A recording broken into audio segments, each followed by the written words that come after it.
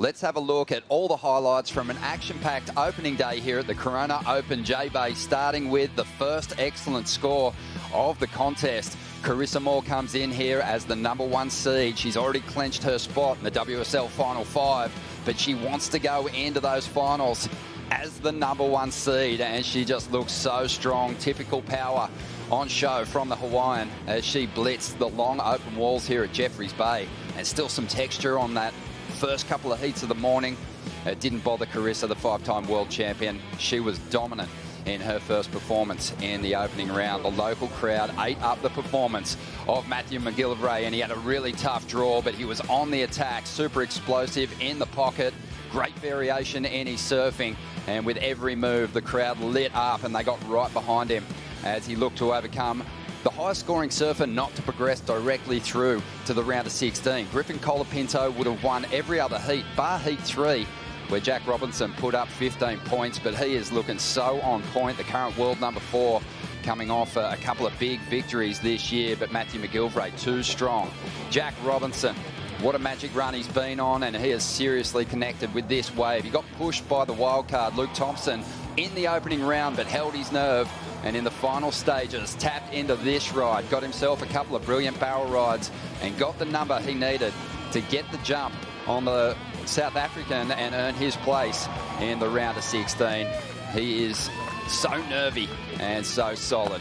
Nat Young had a really tough opening round draw up against the current world #1, Felipe Toledo, a man who's been on absolute fire, dominating at each of the venues, but Nat's got that powerful backhand approach, and he put up an excellent score against Felipe, backed it up with a 6.33, and he definitely engaged the crowd with these big, powerful backhand blasts. Just love the way he floats through these maneuvers and hanging on to an important finish there.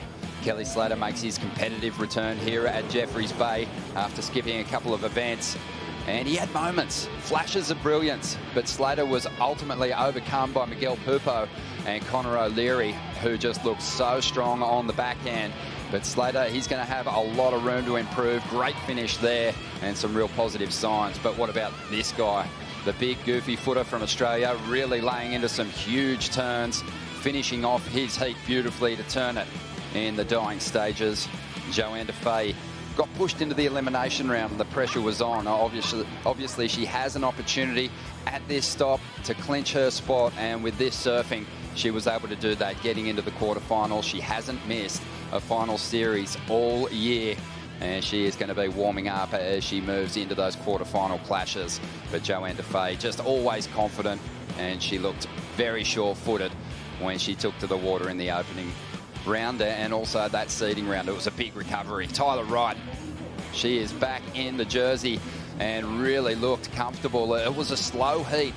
Lakey Peterson never really got the opportunity to get going, but Tyler, she got the work done on her opening wave.